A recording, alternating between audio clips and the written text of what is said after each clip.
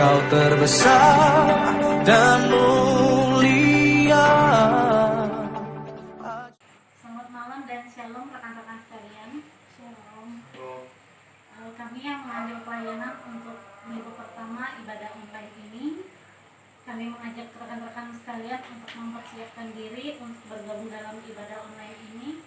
Ada beberapa yang perlu kami sampaikan. Yang pertama, kami mengucap syukur dan berterima kasih kepada teman-teman yang mengambil bagian, terkhusus tuan rumah di tempat ini yang sudah berkenan menyediakan ruang untuk sama-sama kita jadikan tempat dan bagian untuk pelayanan kita. Mari kita mempersiapkan diri kita untuk bergabung dalam ibadah ini. Kita masuk dalam saat yang kedua.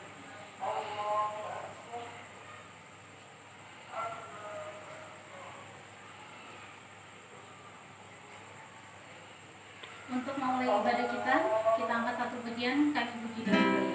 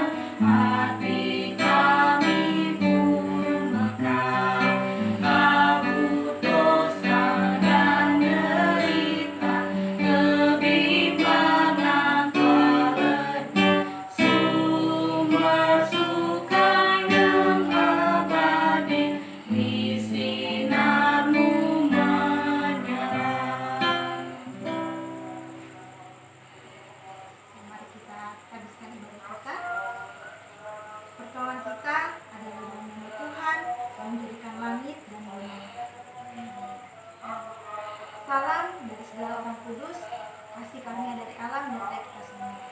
Dan bagaimana? Kini tiba saatnya kita membaca Alkitab berkelanjutan kita yang terambil dari Ulangan pasal 30 ayat yang pertama sampai ayat yang ke-20. Cara membacanya, masing-masing dari kita akan membaca satu ayat sampai selesai, dimulai dari sebelah kiri saya. Dari Ulangan pasal 30 ayat 1 sampai 20.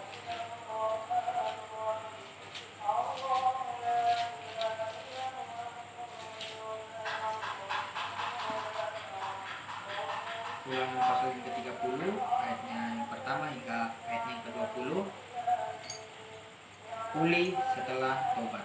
Maka apabila segala hal ini berlaku atasmu, yakni berkat dan kutuk yang telah kuperhadapkan kepadamu itu, dan engkau menjadi sadar dalam hatimu di tengah-tengah segala bangsa, kemana Tuhan Allahmu menghalau engkau.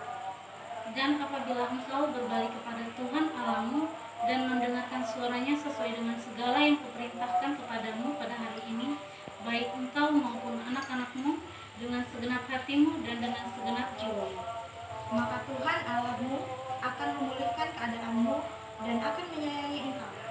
Ia akan mengumpulkan engkau kembali dari segala bangsa kemana Tuhan Allahmu telah menyerahkan engkau.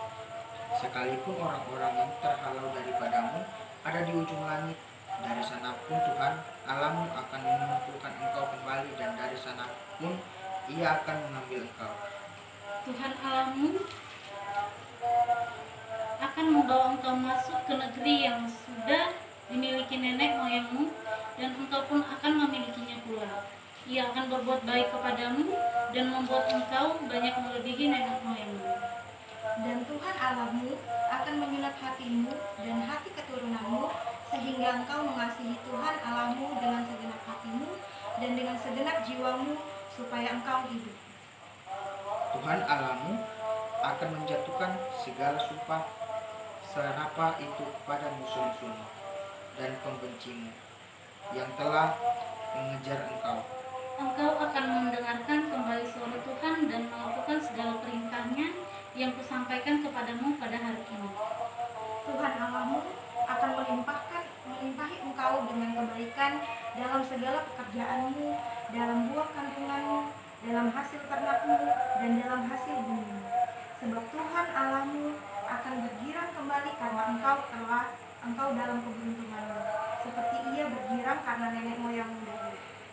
Apabila engkau mendengarkan suara Tuhan Allahmu dengan berpegang pada perintah dan ketetapannya yang tertulis dalam kitab Taurat ini, dan apabila engkau berbalik kepada Tuhan Allahmu dengan segenap hatimu dan dengan segenap jiwamu. Sebab perintah ini yang kusampaikan kepadamu pada hari ini tidaklah terlalu sukar bagimu dan tidak pula terlalu jauh. Tidak di langit tempatnya, sehingga engkau berkata, siapakah yang akan naik ke langit untuk mengambilnya bagi kita dan memperdengarkannya kepada kita supaya kita melakukannya? Juga tidak di seberang laut tempatnya, sehingga engkau berkata, siapakah yang akan menyeberang ke seberang laut untuk mengambilnya bagi kita dan memperdengarkannya kepada kita supaya kita melakukannya? Tetapi firman ini sangat dekat kepadamu, yakni di dalam mulutmu dan di dalam hatimu untuk dilakukan. Ingatlah, aku menghadapkan kepadamu pada hari ini kehidupan dan keberuntungan, kematian dan kecelakaan. Karena pada hari ini aku memerintahkan kepadamu untuk mengasihi Tuhan Allahmu dengan hidup menurut jalan yang tunjukkannya dan berpegang pada perintah, ketetapan dan peraturannya, supaya engkau hidup dan bertambah banyak dan diberkati oleh Tuhan Allahmu di negeri kemana engkau masuk untuk mendudukinya. Tetapi jika hatimu berpaling dan engkau tidak mau mendengar, bahkan engkau mau disesatkan untuk sujud menyembah kepada Allah lain dan beribadat padanya, Maka aku memberitahukan kepadamu pada hari ini bahwa pastilah kamu akan binasa. Tidak akan lanjut umurmu di tanah kemana engkau pergi menyeberangi sungai Yordan untuk mendudukinya. Aku memanggil langit dan bumi menjadi saksi terhadap kamu pada hari ini. Kepadamu kuperhadapkan kehidupan dan kematian, berkat dan kutuk. Pilihlah kehidupan supaya engkau hidup, baik engkau maupun keturunan.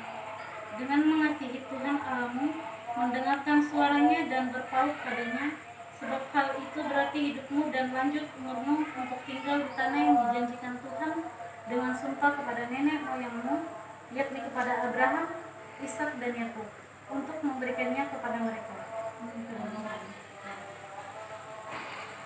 Rekan-rekan sekalian, tiba saatnya kita akan mendengarkan firman Tuhan. Namun sebelum kita masuk lebih jauh lagi, kita angkat satu pujian firman Tuhan kita baca.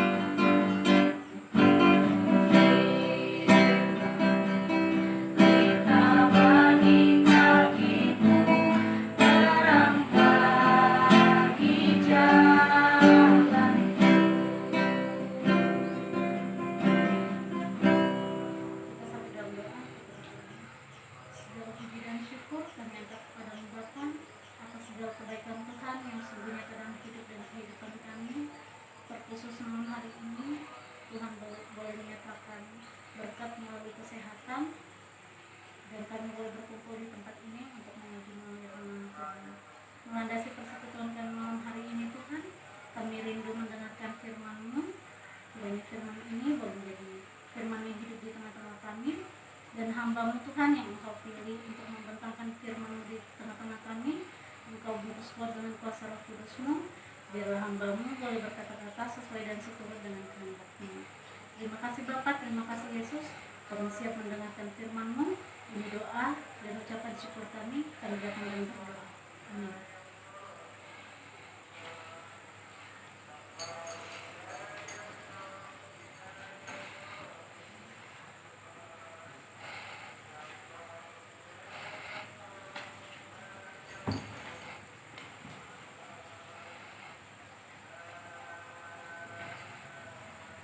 Shalom teman-teman.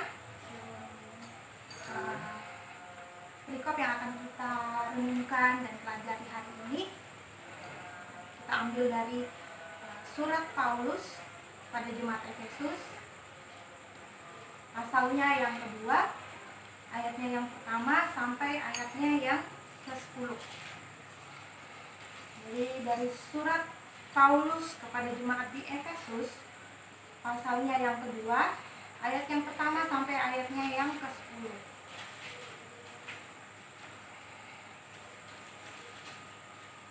Jika kita sudah membuka, mari kita akan membaca bersama-sama. Dan saya akan membacakannya untuk teman-teman semua. Teman-teman bisa mengikuti di rumah masing-masing ya.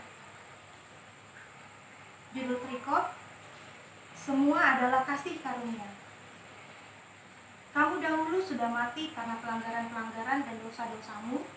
Kamu hidup di dalamnya karena kamu mengikuti jalan dunia ini. Karena kamu mentaati penguasa kerajaan angkasa, yaitu roh yang sekarang sedang bekerja di antara orang-orang durhaka. Sebenarnya dahulu kami semua juga terhitung di antara mereka. Ketika kami hidup di dalam hawa nafsu daging dan menuruti kehendak daging dan pikiran kami yang jahat. Pada dasarnya kami adalah orang-orang yang harus dimurkai, sama seperti mereka yang lain. Tetapi Allah yang kaya dengan rahmat, oleh karena kasih-Nya yang besar, yang dilimpahkannya kepada kita, telah menghidupkan kita bersama-sama dengan Kristus, sekalipun kita telah mati oleh kesalahan-kesalahan kita. Oleh kasih karunia, kamu diselamatkan. Dan di dalam Kristus Yesus, Ia telah membangkitkan kita juga, dan memberikan tempat bersama-sama dengan Dia di sorga, supaya pada masa yang akan datang Ia menunjukkan kepada kita kekayaan kasih karunia-Nya yang melimpah-limpah sesuai dengan kebaikan-Nya terhadap kita dalam Kristus Yesus. Sebab karena kasih karunia kamu diselamatkan oleh iman. Itu bukanlah hasil usahamu, tetapi pemberian Allah. Itu bukan hasil pekerjaanmu, jangan ada orang yang memegahkan diri.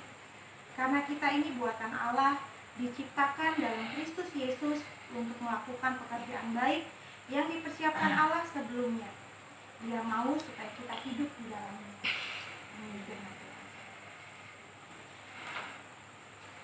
Nah teman-teman,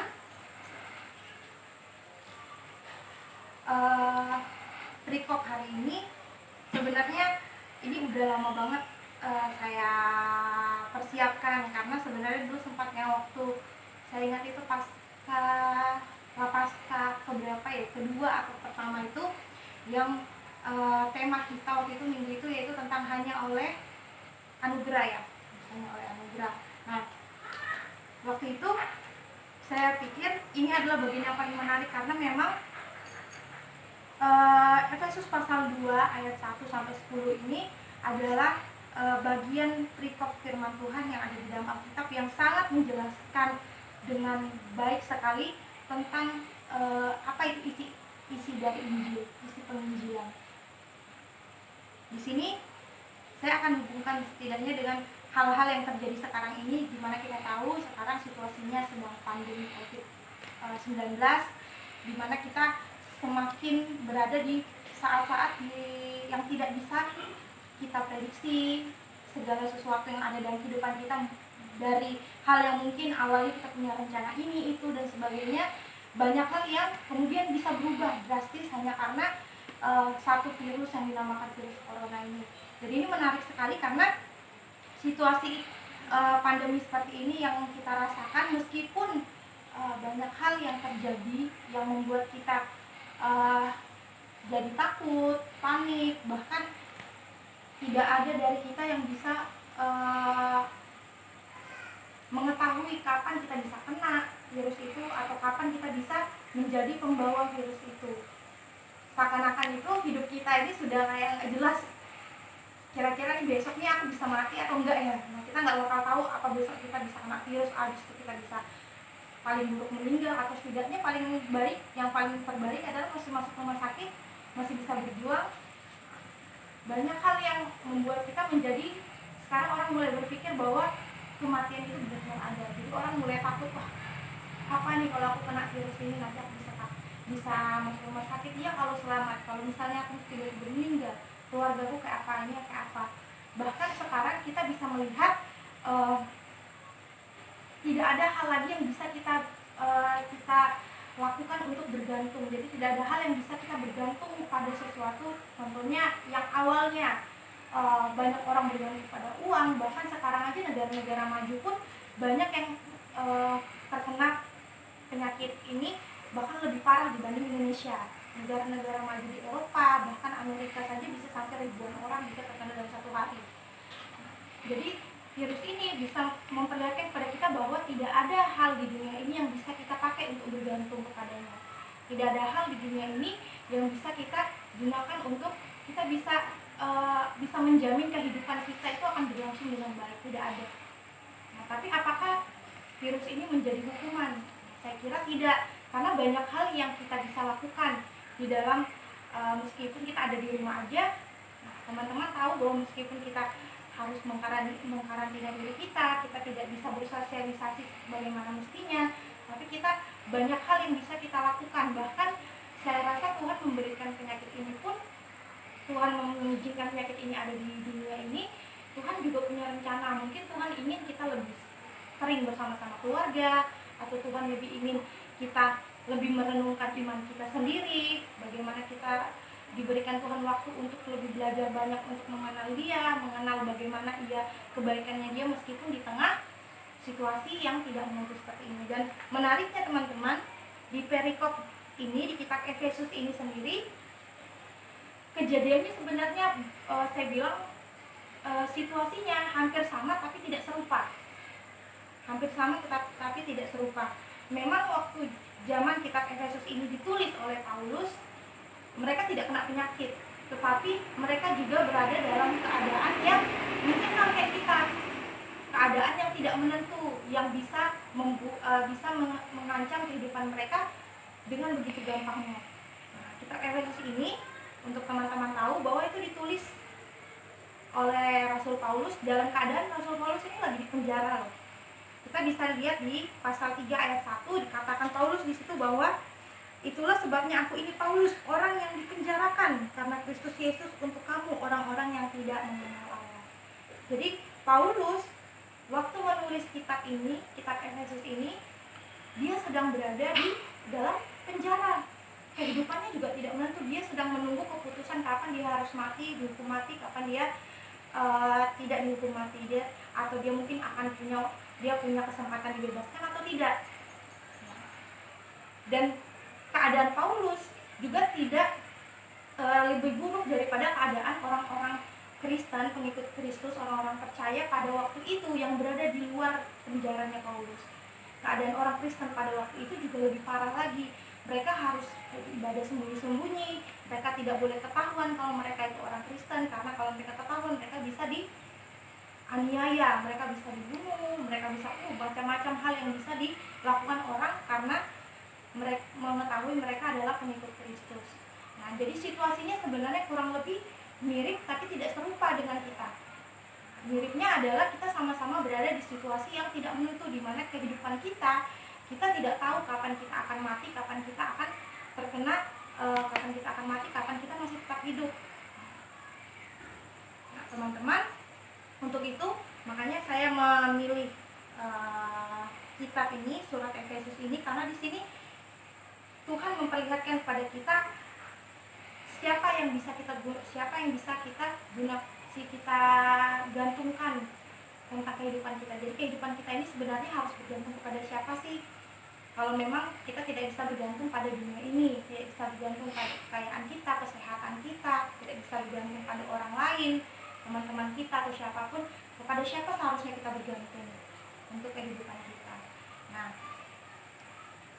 kitab Efesus di sini sebenarnya ada 4 bagian besar yang bisa kita baca di dalam Efesus pasal 2 ini. Jadi bagian pertama adalah pada ayatnya yang pertama sampai ayatnya yang keempat, yang ketiga. Ayatnya yang ketiga. Nah, bagian pertama ini menjelaskan tentang bagaimana kehidupan kita sebagai manusia yang begitu besarnya dalam dosa. Jadi bagaimana kita ini sebenarnya manusia-manusia yang ada di dunia ini sebenarnya sudah kena namanya penyakit yang lebih parah daripada corona atau COVID-19, COVID-19 itu, yaitu dosa. Dosa ini bahkan sudah membuat di ayat 1 dikatakan bahwa kita sudah mati karena pelanggaran-pelanggaran dan dosa-dosa kita.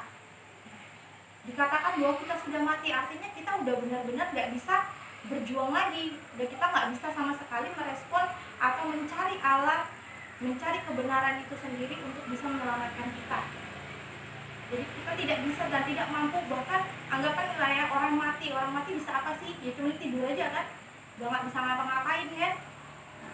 Tidak ada yang bisa dilakukan oleh seorang yang mati. Kalau orang sakit mungkin dia masih bisa gerakan tangan, minta obat atau gerakan apa untuk bisa sembuh.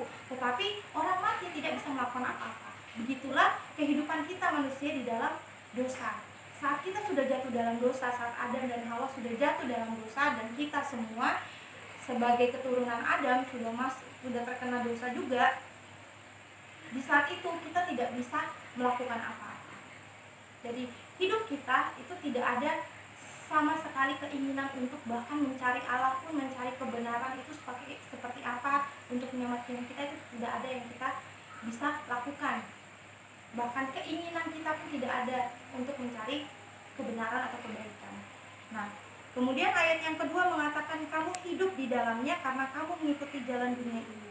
Karena kamu mentaati penguasa kerajaan angkasa, yaitu roh yang sekarang sedang bekerja di antara orang-orang durhaka. Nah, tadi dikatakan kita sudah mati, tetapi kita hidup lagi. Nah, hidup di sini bukan dari sudut pandang kebenaran. Jadi kalau tadi ayat pertama dilihat dari sudut pandang kebenaran, kita ini sudah mati. Nah, dari sudut pandang dosa, kita justru hidup di dalam dosa. Artinya apapun yang kita lakukan itu tidak pernah lepas dari dosa. Bahkan keinginan kita, pikiran kita, perkataan kita, perbuatan kita, semuanya pasti ada dosanya. Selalu ada bagian dari dosa atau pelanggaran-pelanggaran. Jadi tidak ada hidup kita yang bisa lepas dari dosa. Sehingga hidup kita ini bahkan sebenarnya, kemudian di ayat yang ketiga, sebenarnya dahulu kami semua juga terhitung di antara mereka ketika kami hidup dalam hawa nafsu daging dan menuruti kehendak daging dan pikiran kami yang jahat. Nah, di sini bahkan Paulus pun mengatakan bahwa nggak cuma manusia, anggapannya ya pengikut-pengikut Kristus di luar sana yang berdosa atau manusia yang lain yang berdosa, tetapi juga Paulus mengatakan bahwa kami semua ini merujuk kepada rasul-rasul Paulus, Tuhan Yesus yang juga memberitakan Injil pun tidak lepas dari dosa-dosa itu. Kita sendiri tahu kita baru melewati masa Jumat Agung dan Paskah. Kita tahu bagaimana kejadian yang terjadi pada Jumat Agung. Murid Tuhan Yesus mengkhianati dia, yaitu Yudas. Kemudian Petrus pun menyangkal Tuhan Yesus sampai 3 kali. Dan seluruh murid yang lain bahkan lari waktu Tuhan Yesus ditangkap, tidak ada yang menemani Tuhan Yesus. Sehingga kita tahu bahwa tidak ada manusia satupun, bahkan murid Tuhan Yesus pun yang dipilih oleh Tuhan Yesus, ditunjuk oleh Tuhan Yesus, yang lepas dari dosa. Semua kita berdosa. Tidak ada satupun dari kita yang tidak berdosa. Roma 3 ayat 23, bahkan di Mazmur pun Daud mengatakan bahwa tidak ada manusia yang benar di hadapan Allah. Semua dari kita sudah kehilangan kemuliaan Allah.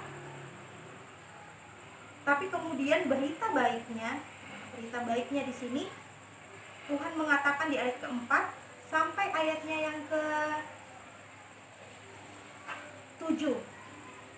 Tetapi Allah yang kaya dengan rahmat oleh karena kasih-Nya yang besar yang dilimpahkannya kepada kita, telah menghidupkan kita bersama-sama dengan Kristus, sekalipun kita telah mati oleh kesalahan kita. Oleh karena kasih karunia kamu diselamatkan. Jadi meskipun kita sudah jatuh dalam dosa, kita udah mati dalam dosa kita udah nggak bisa ngapa-ngapain lagi untuk mencari namanya kebenaran. Tapi Allah, dikatakan ayatnya yang keempat, tetapi Allah yang kaya dengan rahmat dari Tuhan sendiri yang kemudian turun dalam diri Tuhan Yesus. Kita tahu bahwa Tuhan Yesus datang untuk menebus dosa kita semua di atas kayu salib. Bahkan dia memenangkan kita dari hukuman maut karena dia sudah bangkit dari kematian. Dikatakan bahwa Tuhanlah satu-satunya yang bisa menolong kita. Kita tidak bisa melakukan apa-apa, teman-teman. Tidak ada yang bisa kita lakukan karena kita udah mati.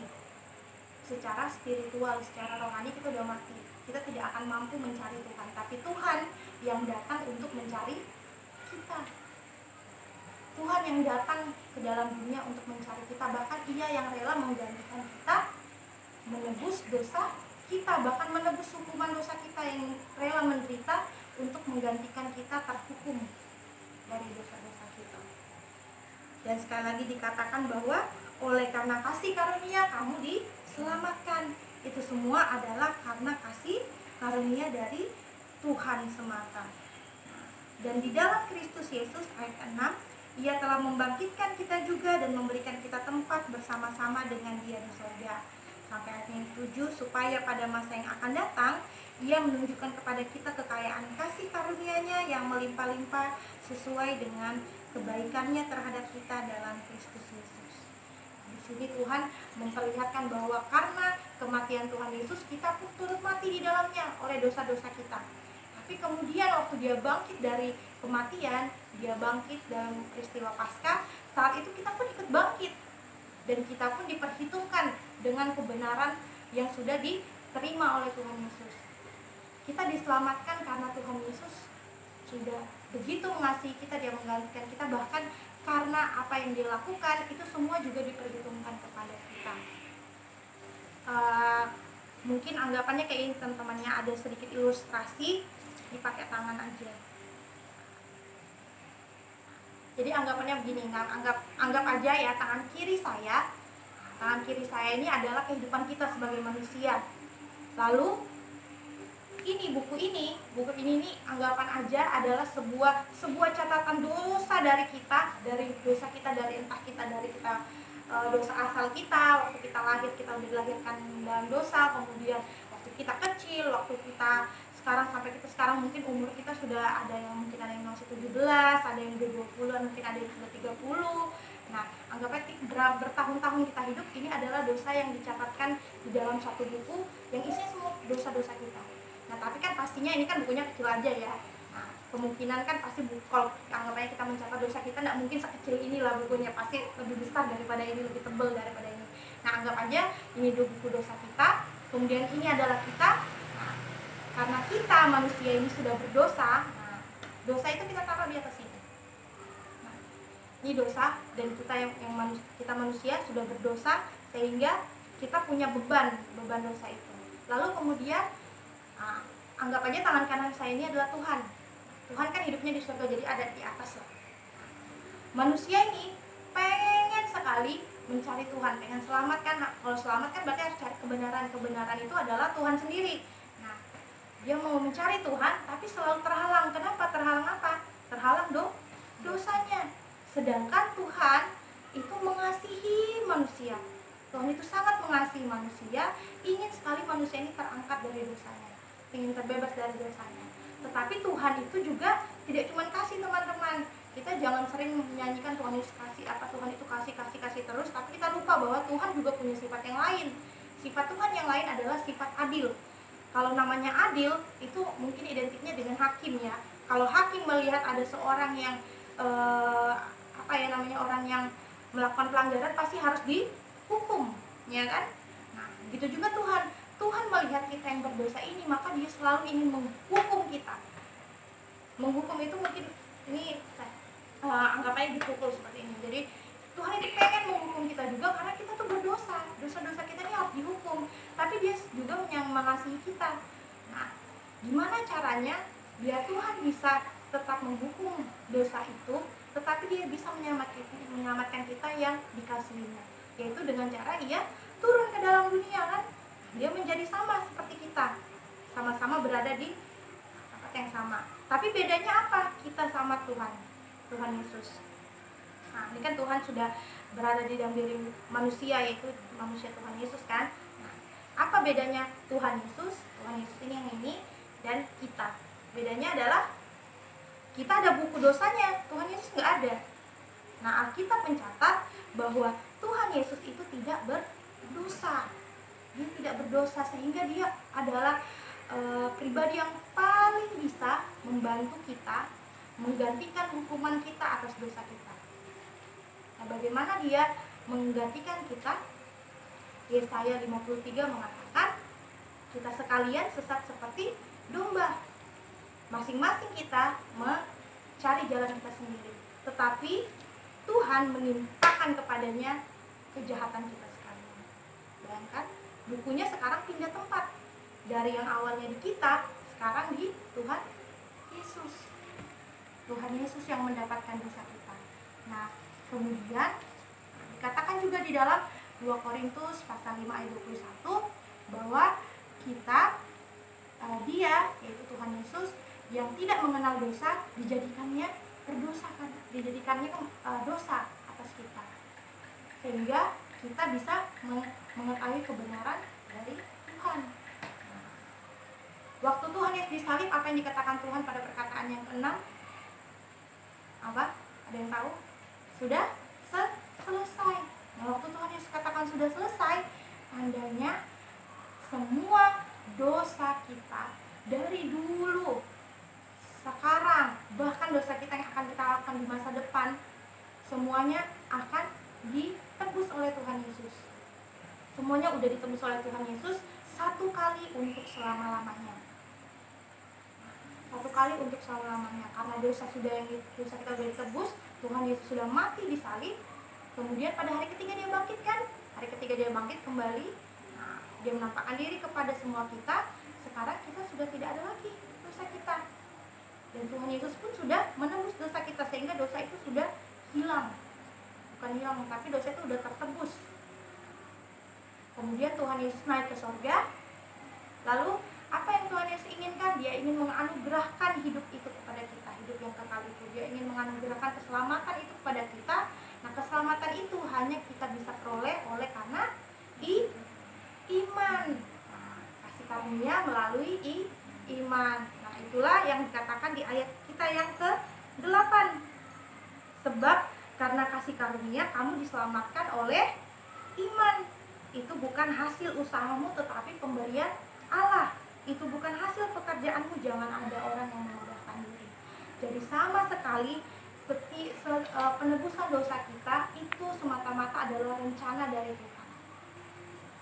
Semua yang jadi sutradaranya, yang jadi aktornya, pemainnya, yang jadi perencananya, penulis skripnya, anggapannya gitu ya, semuanya Tuhan. Gak ada satupun andil kita, atau gak ada satupun bagian kita untuk bisa melakukan, bisa berkontribusi dalam penebusan dosa kita. Semua Tuhan yang cari kita, Tuhan yang merencanakan. Nanti dari, kalau kita baca Alkitab, kalau teman-teman sering membaca Alkitab, dari kita perjanjian lama, dari zaman Adam sudah jatuh dari dosa, jatuh ke dalam dosa, Tuhan sudah memberikan rencana itu. Tuhan sudah merencanakan bahwa akan ada keturunanmu perempuan yang akan meremukkan kepala si ular. Itulah Tuhan Yesus. Jadi dari sejak awal, dari sejak manusia jatuh ke dalam dosa, bahkan dari sejak kekekalan, itu Tuhan sudah merencanakan bahwa akan ada penyelamat bagi kita.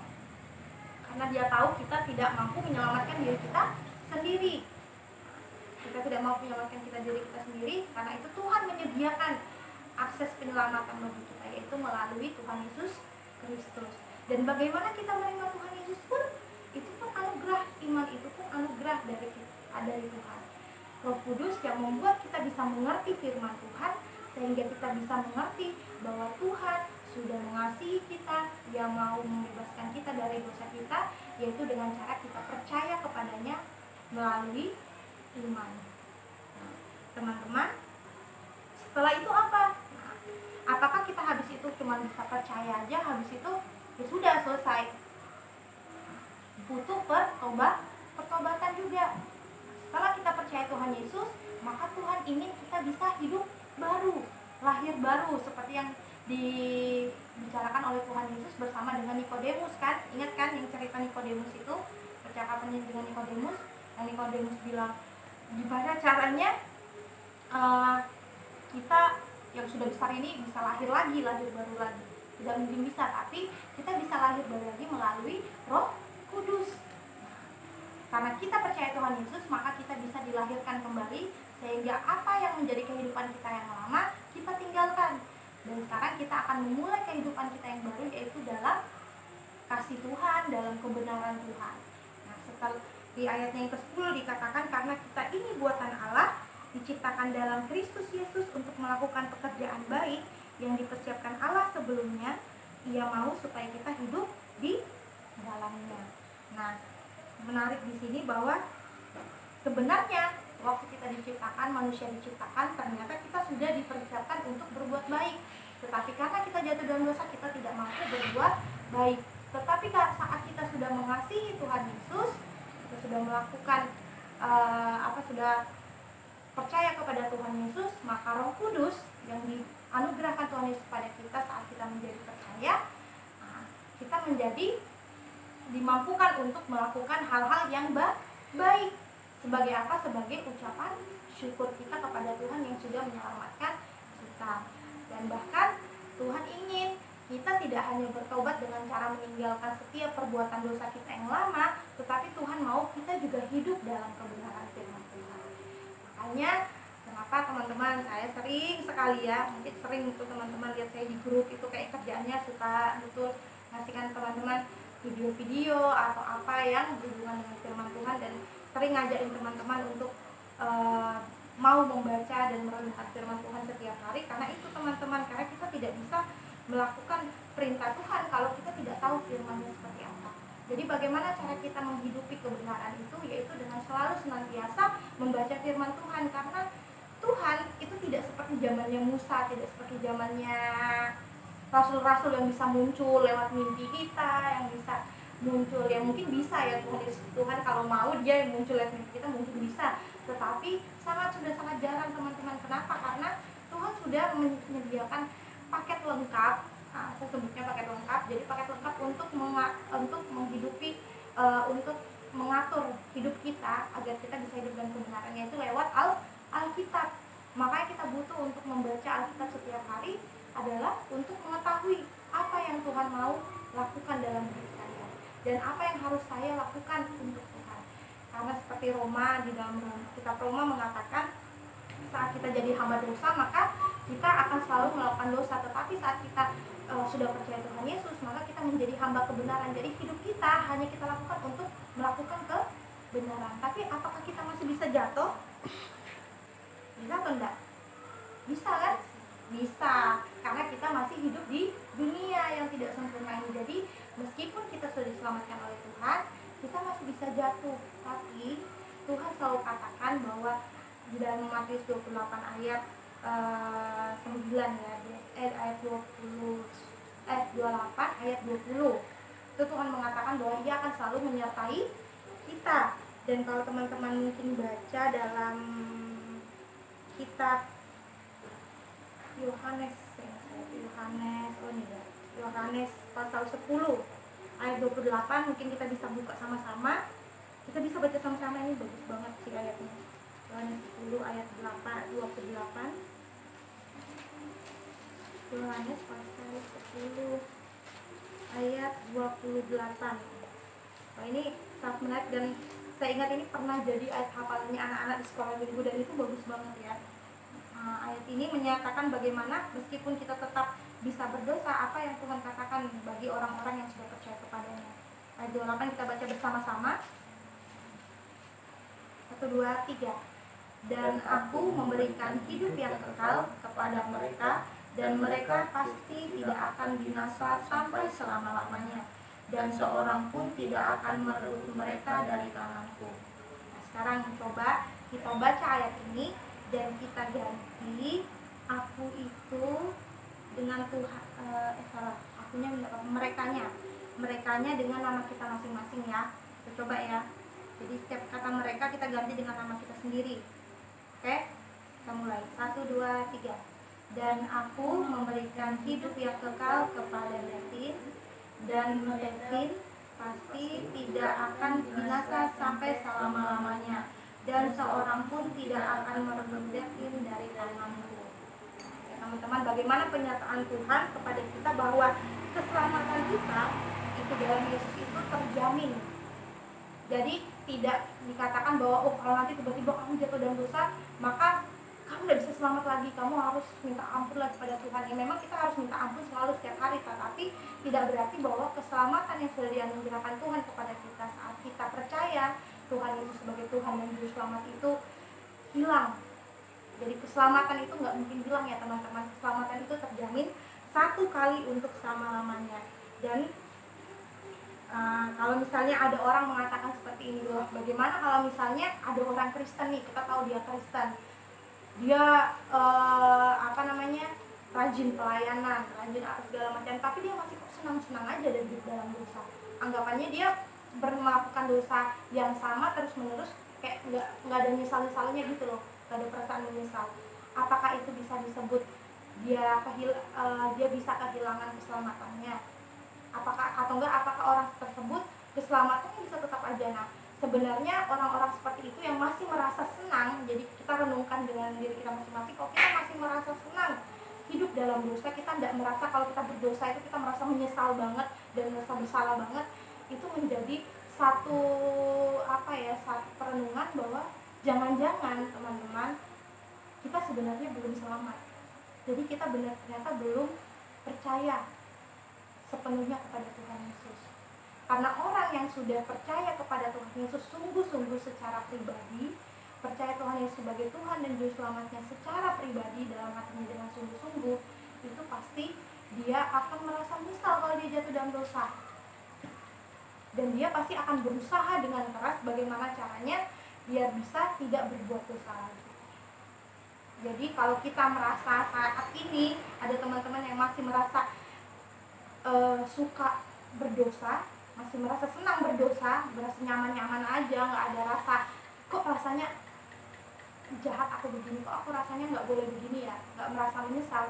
Nah, berarti teman-teman harus mencoba berpikir apakah teman-teman sebenarnya sudah percaya Tuhan Yesus dengan sungguh-sungguh. Karena Kristen itu bukan berarti, memang sekarang Kristen itu nggak cuma agama ya teman-teman. Jadi Kristen itu bukan hanya semata-mata agama, tetapi Kristen itu adalah satu identitas kita, yaitu sebagai pengikut Kristus.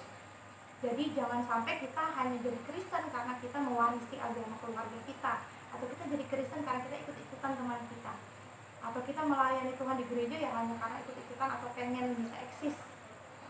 Tapi Tuhan pengen kita benar-benar sadar bahwa kita memang percaya kepada Tuhan sebagai sumber keselamatan kita. Jadi tidak hanya seperti itu. Nah, saudara-saudara kasih dalam Tuhan, meskipun kita saat ini begitu banyak yang menjadi di situasi seperti ini, banyak sekali hal yang tidak menentu dan banyak hal yang kita tidak bisa lakukan, kita di rumah aja seperti ini. Nah, sebenarnya ini menjadi kesempatan kita teman-teman. Jadi menurut saya ini menjadi kesempatan bagi kita untuk merenungkan iman percaya kita lebih dalam lagi. Saya sangat yakin anugerah Tuhan masih tetap ada di dalam masa seperti ini. Jadi Tuhan itu tetap berkuasa dan berdaulat di dalam masa seperti ini teman-teman. Jadi Tuhan selalu punya banyak anugerah yang bisa diberikan kepada kita dalam masa-masa yang tidak menentu seperti ini. Ada hal-hal baik yang ingin Tuhan anugerahkan kepada kita. Roh Kudus pun saat ini sedang bekerja di dalam kita, sehingga Tuhan memakai pengurus PPGT untuk membuat program ibadah online seperti ini. Saya yakin itu agar kita nggak lapar secara rohani. Tuhan mau kita selalu punya waktu untuk merenungkan firman Tuhan. Bayangkan selama hampir sebulan ada berapa orang dari kita yang sadar bahwa dirinya butuh asupan firman Tuhan. Saya rasa kita nggak banyak ya kan.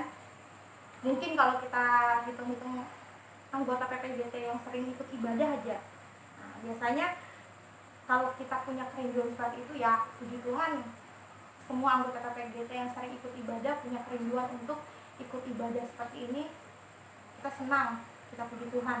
Nah, tapi saya yakin jujur pasti nggak banyak. Mungkin nggak banyak juga dari kita yang meluangkan waktu untuk ikut ibadah online seperti ini, karena ibadah online seperti ini gampang banget, mau kalau kita mematikan sekarang juga bisa gitu loh. Tiba-tiba bosan nih jadinya, matikan aja sekarang, bisa kita matikan.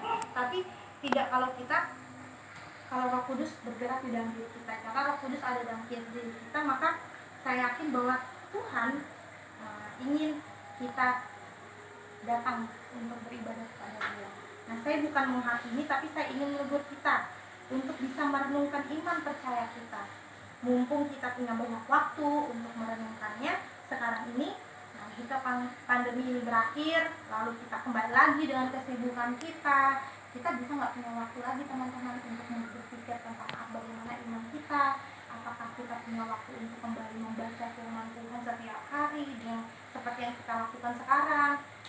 Ya puji Tuhan udah banyak orang, meskipun nggak lebih, kadang belum sampai lebih dari 20 ya yang biasanya membaca Alkitab setiap hari itu kan, nggak lebih dari 20, tapi berapa belas pun nggak masalah.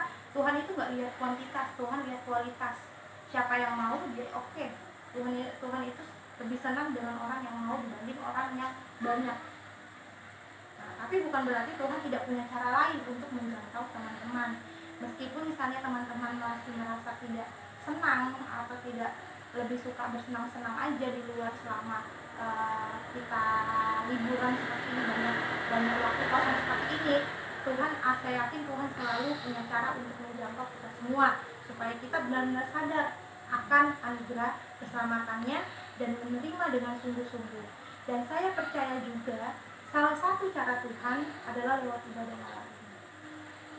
Saya tidak pernah tahu berapa orang dari teman-teman yang mendengar khotbah ini dan kemudian digerakkan oleh Tuhan untuk membuat keputusan berubah dalam diri saudara-saudara.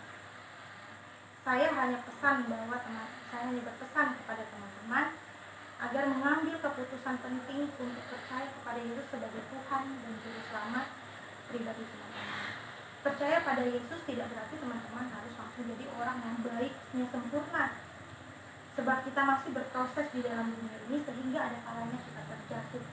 Tapi ingat, itu semua untuk menempa iman kita agar semakin dewasa dan bertumbuh.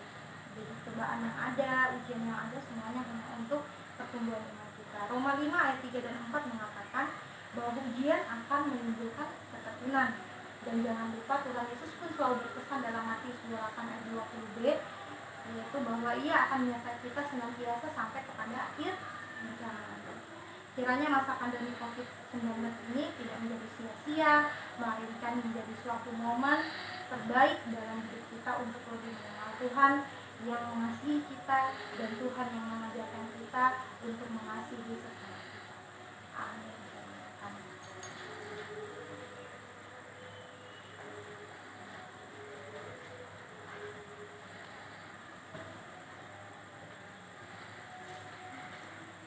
Sungguh indah karena Tuhan dan anugerah keselamatan yang sudah diberikan Tuhan secara cuma-cuma kepada kita.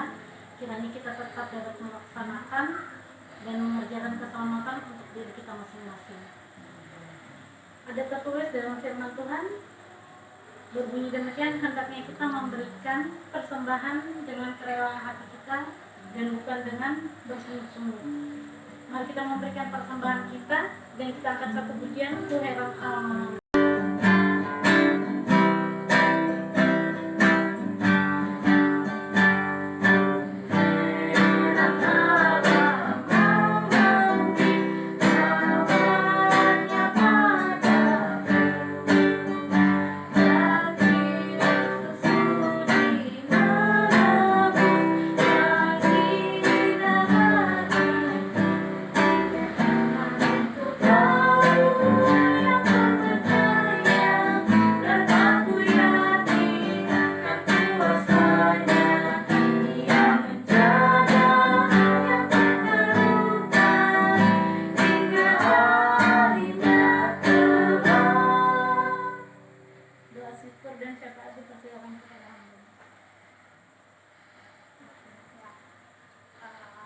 Mungkin pokok-pokok doa yang akan kita bawa dalam doa hari ini terkait wabah yang masih berlangsung, lalu khusus kita menunjukkan itu ya, ini sama tenaga medis,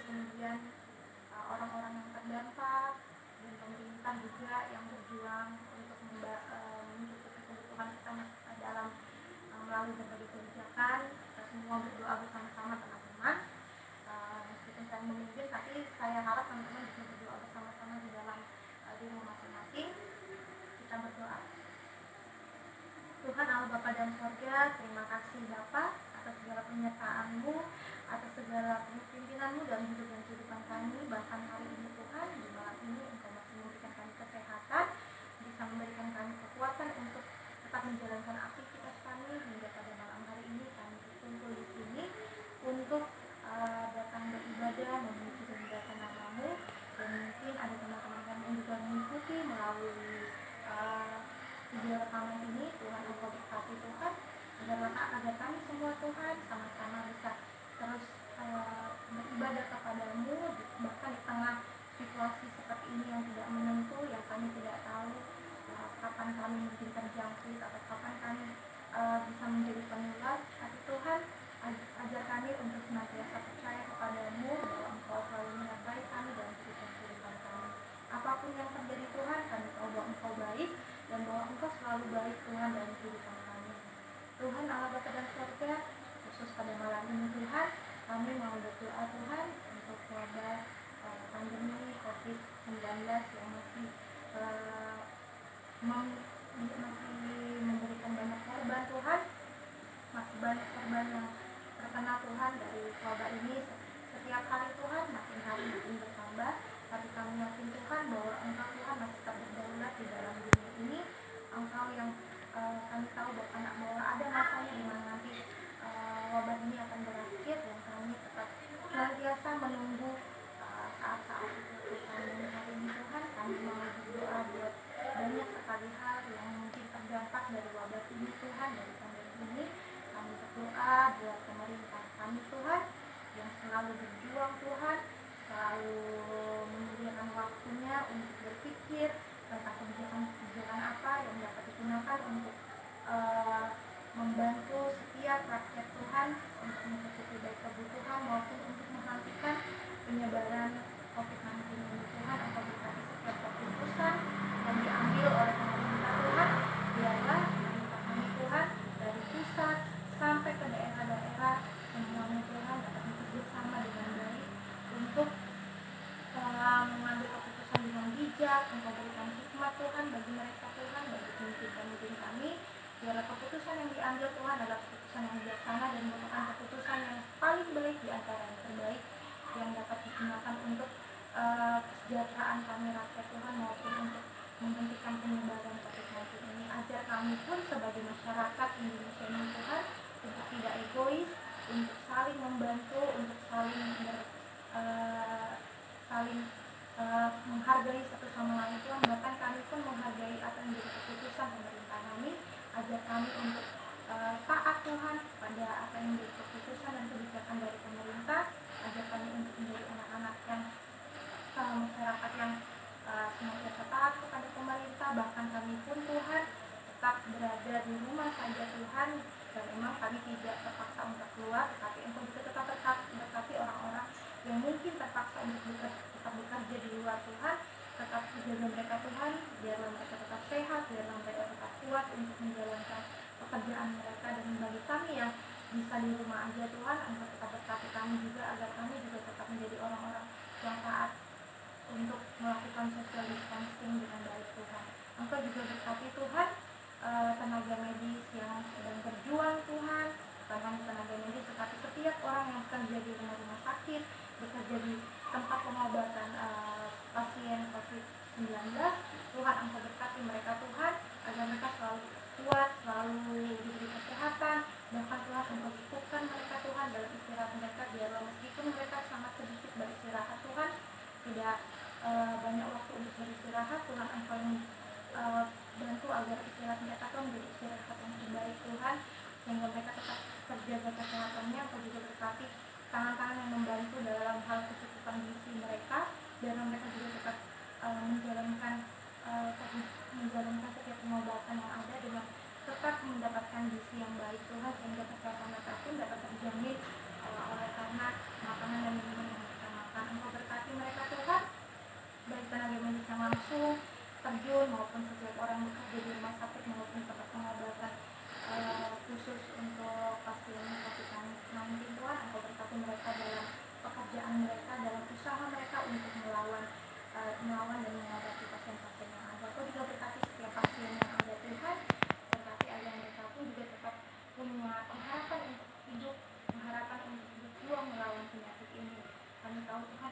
bersama mereka, Engkau yang menghibur hati mereka. Berkati juga keluarga mereka, baik keluarga tenaga medis maupun keluarga pasien Tuhan, agar mereka pun terus ditujukan untuk senantiasa mendukung setiap anggota keluarga mereka, baik menjadi tenaga medis mungkin ataupun yang positif kena COVID-19. Tuhan, Engkau yang berkati keluarga mereka untuk terus mendukung setiap pasien maupun tenaga medis yang berjuang Tuhan. Biarlah keluarga mereka pun juga terus mendapatkan kesehatan yang baik Tuhan. Keluarga mereka pun tetap senantiasa dihidupkan untuk selalu berjuang dan berpikir positif di saat-saat seperti ini. Engkau juga berkati Tuhan setiap orang-orang yang secara langsung Tuhan atau tidak langsung terdampak oleh COVID-19 ini, baik dalam ekonomi mereka, baik dalam kehidupan mereka.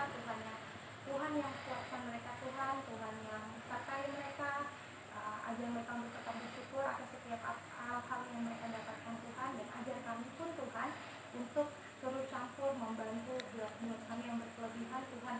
Gerakkan hati kami untuk selalu mau membantu sesama kami yang berkekurangan, dan jika kami pun menjadi orang yang tidak bisa membantu dalam hal materi, Tuhan ajar kami untuk terus berdoa bagi banyak orang Tuhan, terus bisa mendukung setiap orang-orang yang terdampak dengan doa-doa kami, karena kami tahu doa pun adalah suatu hal yang bisa kami gunakan untuk memastikan bahwa kami pun ikut mengasihi mereka dan berempati kepada penderitaan mereka. Tuhan Allah dengan surga, terima kasih Tuhan. Kami juga serahkan Tuhan program-program pemuda di Raja Jemaat Titik Harapan Mejanan Tuhan, yang mungkin banyak yang tertunda oleh karena kejadian ini Tuhan. Engkau yang tetap berkati Tuhan, biarlah kami tetap senantiasa melakukan hal-hal yang Engkau kehendaki saja. Biarlah program-program kerjaan selanjutnya Tuhan, jika wabah ini berakhir, dapat bisa berjalan dengan baik sesuai kehendak-Mu saja. Engkau juga berkati kami anak-anak muda Tuhan, ajar kami untuk menjadi anak-anak yang menggunakan waktu-waktu kami untuk hal-hal yang baik, hal-hal yang lebih berguna Tuhan, sehingga kami bisa tidak sia-sia membiarkan waktu-waktu kami yang ada yang banyak ini Tuhan terbuang dengan sia-sia, sehingga pada waktu wabah ini berakhir Tuhan, kami bisa memperoleh banyak hal yang bisa kami gunakan untuk bekal kami menjalani hari yang lebih baik. Tuhan Allah Bapa dan Surga, kami berdoa buat gereja-gereja Tuhan yang mungkin cuma sekitar tutup untuk melakukan ibadah-ibadah, kami hanya bisa menggunakan teknologi seperti ini Tuhan. Kami berterima kasih dan bersyukur karena kami berada di masa di mana teknologi ini bisa kami gunakan Tuhan untuk tetap melakukan firman-Mu, tetap bisa beribadah baik secara online maupun live streaming maupun lewat video rekaman. Kami sangat bersyukur Tuhan karena Engkau masih menyediakan akses bagi kami untuk tetap bisa bisa mengakses ibadah-ibadah yang kami biasa lakukan meskipun kami lewat rumah saja Tuhan. Terima kasih Tuhan, kami serahkan kehidupan kami seterusnya Tuhan, selama masa ini maupun masa-masa ke depan, kami serahkan semuanya hanya ke dalam tangan-Mu. Kami berdoa di dalam nama Tuhan Yesus, itu Tuhan yang bisa berkenan hidup dan juga telah mengajar kami berdoa bersama demikian. Bapa kami yang di surga, dikuduskanlah nama-Mu, datanglah kerajaan-Mu, jadilah kehendak-Mu di bumi seperti di surga.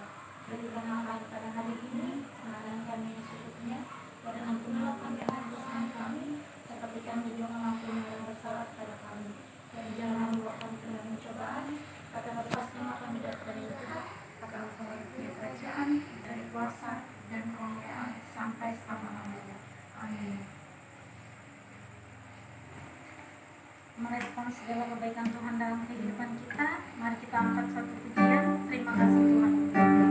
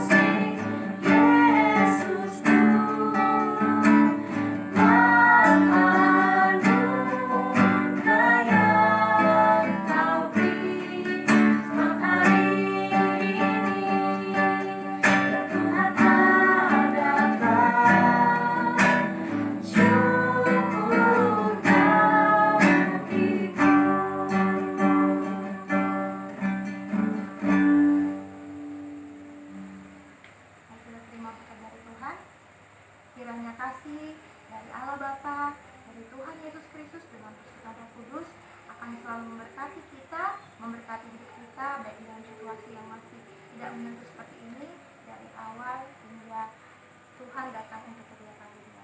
Amin. Untuk menutup ibadah kita pada malam hari ini, mari kita angkat satu pujian, kita sudah ditebus oleh